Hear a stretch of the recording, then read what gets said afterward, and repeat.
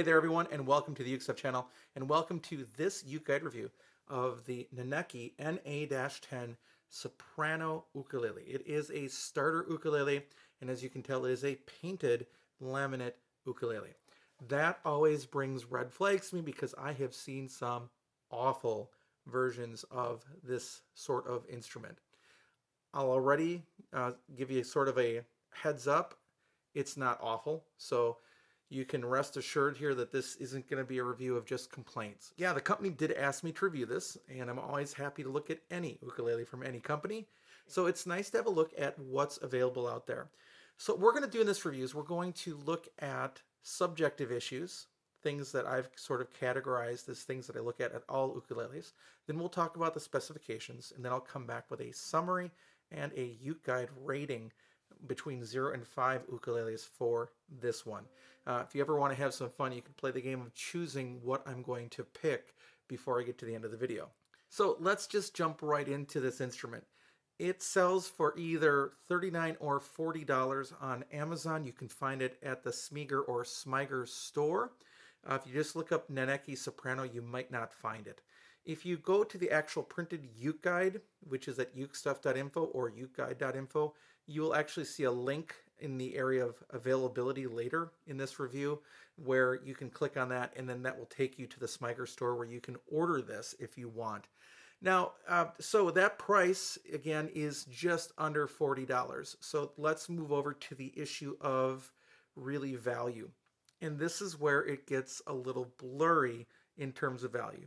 The ukulele itself isn't bad, so that's a positive. And you do get a kit of things. So let's take a look at the kit of things that you get. First of all, this is really the negative for me, is you get a drawstring bag. And it is not going to protect that instrument. The painted instrument is going to get chipped. It's going to get scratched, more so than sort of a laminate or even an HPL will. So with that in mind, you do get the drawstring bag. I know it reduces the cost of the instrument, but really it doesn't do what you're going to need it to do. It will help you carry the instrument. It'll keep dust off the instrument, but nothing more. You do get some other good things, though. You do get a tuner. You get Smeagol's tuner, and this is the same one that is connected with their other products, too. So it's the same one that you get with any other of those instruments. You do get an extra set of strings, and the strings may not be Aquilas. They're sort of looking like Aquila Supernaguts, but they work fine for this instrument. Different strings may bring out a few more qualities that might be desired, but these aren't terrible. So I'll just leave it at that as well. You get a cleaning cloth, which you may or may not need with that glossy paint. And then you get 3 picks, plastic picks. I don't know why they include those. But then, for the first time, I've seen fingertip protectors included. And that's kind of a neat idea because fingers do get sore when you play, and especially as you're first starting. And then, if I've mentioned this on the unboxing, but if you've ever had a cracked fingertip, due to low humidity or whatever, something like this can keep you playing, whereas otherwise you're just not going to play for a while. So that's kind of a neat kit. So between the neat kit and everything else that you get, you are definitely getting your value for your money, maybe a little bit more. It's not an extreme value, but it's an okay value. It's a better value than the price. Now, in terms of build quality, overall, it's not bad, but you really can't see much. You don't really see where the joints are. You don't see where anything is because everything is painted. Now, in some of these painted ukuleles, you can actually see where they've sprayed through the sound hole and the back is all painted in there. That's not the case of this. So they did take the time to mask it properly while they painted it. A few things that I'm noticing is that they painted the fret ends. And can you see that there? Yeah, that is a fret that has popped through the paint. And I live in Wisconsin and teach in Minnesota, so it's the northern United States, and our humidity inside drops right now. In fact, inside my house, it's under 30% humidity. So basically all of my ukuleles with any kind of wood, whether they're solid wood or just a solid neck, I'm humidifying most of those except for some inexpensive laminate and, of course, plastic ukuleles. So with that in mind, I really wish they had not painted the fret ends. That could require a little bit of extra work. I think I would have preferred for them not to paint the fretboard at all. Mask off the fretboard and then paint up to the fretboard. However, they do have the side position markers painted on there as well. The only other exterior problem that I noticed is that there is a point on the heel where there's like one sharp little something, either a paint edge or an unsmooth finish underneath the paint, and that actually hurts a little bit, and you don't want to pick at it because you don't want to chip it. So I do get concerned about, again, painted ukuleles just because I don't think they'll hold up over time. If you give this to a little kid, it's going to get chipped and beat up. Now, maybe you don't care at a $40 ukulele. That's absolutely possible, but it's still enough money for me that I think I'd want it to stay nice if I could. So that's my thought with that. Now, one of the things I like to do is take a look on the inside of an ukulele and see what's going on in there. So let's take a trip on the inside of the Naneki NA-10. All right, let's take a look at this Naneki NA-10RD. Okay, looking on the inside, you have a bridge plate. There is no kerfing.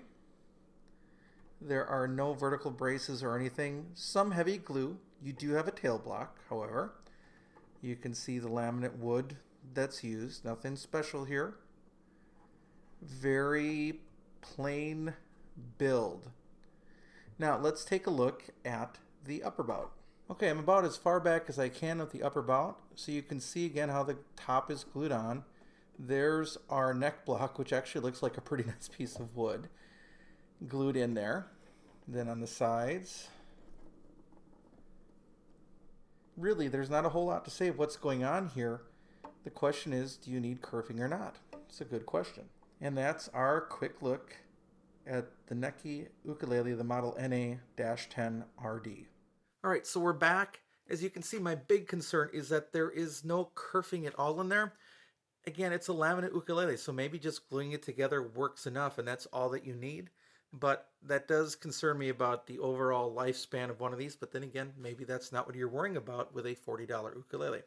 The other thing I wanted to note, and I don't know if you can see it in here, but this brace, I didn't really catch that on the inside visit, but this brace is crooked, visually crooked on the inside, and it's noticeable with the sticker. So I don't know if I can hold that right there. You can see it right there. That also, that's just a nitpicky thing of like, why not? Just make sure that that's straight on the inside too. Now, does that mean that it's going to fall apart? Not by any means. Does the lack of kerfing mean it's going to fall apart? Probably not. But those are a few of the things that I'd like to see better with the build quality. Now let's talk about appearance.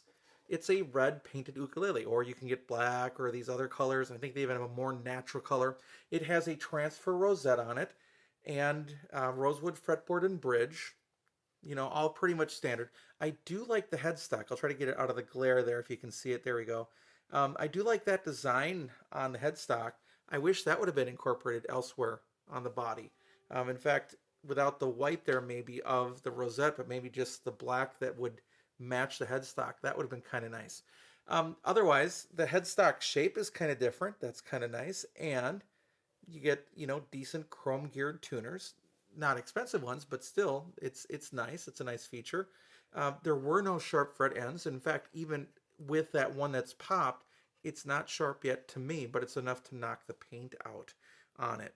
So again, with appearance, the big concern is going to be partially fingerprints, but then again, you do get a cloth with which to wipe that off. But then on top of that is really scratches. I think this will potentially get pretty beaten up over time. Now, if you're interested in owning one of these, you can go to the Smyger store right on Amazon and order one. And again, the link, and it's not, by the way, a referral link, it's just a link to the store, is right there. So if you're interested in a $40 beginner ukulele, that's where you can find the link if you can't find it on Amazon yourself.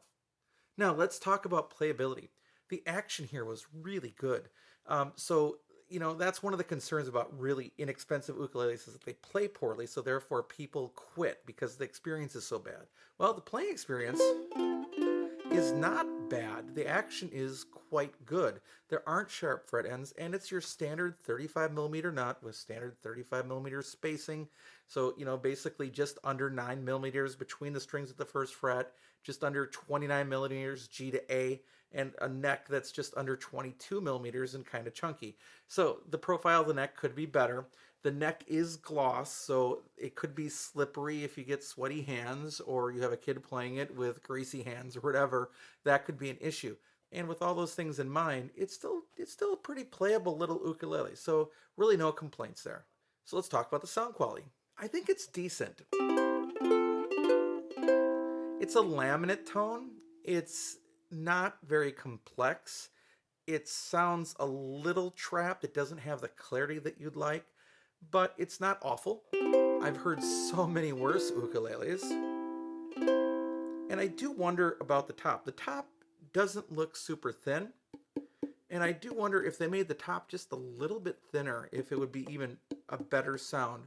I'm not bothered by the linden top because, for example, Flight's travel ukuleles, which are super loud and super resonant, they use a linden top as well. So linden seems like a good choice for a laminate top, but all laminate is not the same at the same time.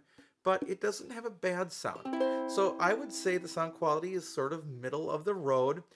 It's not loud, it's not quiet. It's more quiet than loud, if that makes sense. And it's more dark than bright, and it lacks the sparkle. Now, you could try other strings as well and see what that does. But for me, for now, what I would say is it's okay. It sounds okay. It's acceptable for a $40 ukulele. So between the playing experience and between the sound, I wouldn't be bothered if one of my students walked in carrying one of these. I would be, however, a little concerned if they walked in with that gig bag because I know that the ukulele would be getting beat up pretty well. One of the things I like to do is let you see what I'm hearing with an app called Tonal Energy Tuner. So I'll play the C chord and let you see what's happening first as I strum and what's happening with the sustain. Here we go.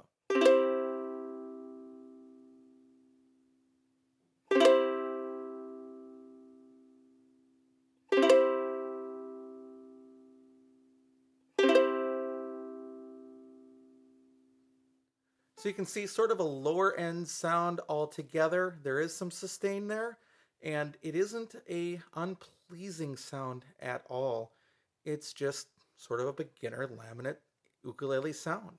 All right, now that I've talked through some subjective issues on the instrument, let's talk about the specifications. It is a soprano ukulele with a 13.5-inch scale length from nut to saddle. It has 12 frets like many sopranos, and it does have side marker dots in the paint that probably will not wear off. So that is nice, because I've seen, for example, like the Cala Dolphins that have them painted on, they don't seem to wear off either. So that's probably good. Although, again, I do wish that the fret ends were not painted. The body style is a traditional double bout. The soundboard is made out of, I believe, laminate linden. The back and sides are made out of laminate basswood. The fretboard and bridge are made out of rosewood. The bridge is a tie bar bridge. The fretboard is flat, not a radius fretboard. I think the nut and saddle are plastic. I was looking to see if they were bone. They could be, or it could be sort of a synthetic material. So I'm just going to say plastic for now. And the saddle is not compensated. It's just a straight plastic saddle. The finish is gloss paint, as you can see. The overall length is just under 21 inches, 20.875 inches, and it's pretty light at 15.2 ounces, and it's balanced pretty well. It has closed chrome gear tuners, and the action at the first fret was 0.5 millimeters, very comfortable, and the action at the 12th fret was 2.25 millimeters, also very good. So very easy to play. You're not pulling the strings out of tune as you're playing. Pretty good experience for a beginner ukulele. The nut width is just under 35 millimeters at 34.46 millimeters, so it's pretty standard. You'll see with a 35 millimeter nut just slightly over or slightly under.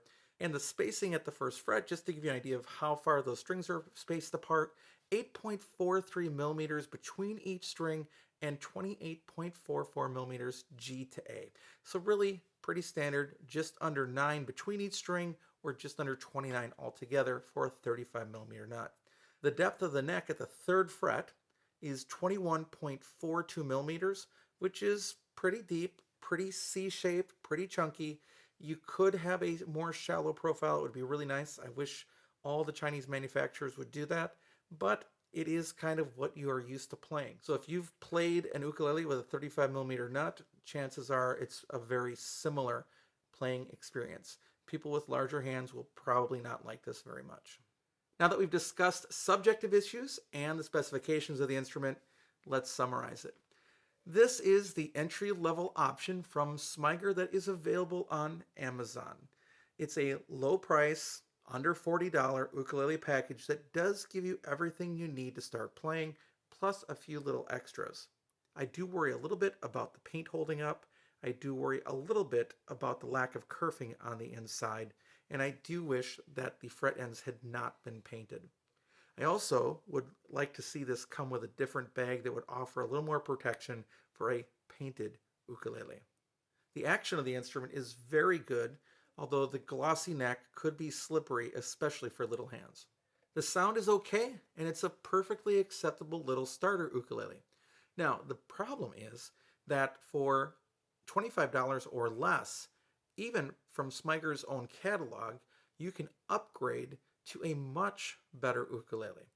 But if you're trying to get into a new ukulele at a budget cost, this might be a way to go. As I mentioned earlier in the video, I like to give every ukulele a rating between 0 and 5. This isn't awful. So that is the first thing I would say to everybody, is that the natural reaction of many ukulele players when they see something like this is, oh, that is going to be horrendous. No, it's not. It's not horrendous. Now, it also isn't the perfect ukulele, nor is it supposed to be the perfect ukulele. So I would rate this out of 0 to 5 ukuleles as 3 ukuleles. There are definitely better ukuleles out there. There are some things that could be fixed or addressed with this model to make it better. And for sure, I'd love to see it come with a different gig bag to protect that paint. So that's my UkeGuide review of the Naneki NA-10 ukulele. Again, if you're interested in it, you can find it at Amazon in the Smyger store. Thanks so much for joining me for this video. I hope you're having a great day. This is the last review for 2020, and I'll be back soon in 2021 with some more Uke stuff for you.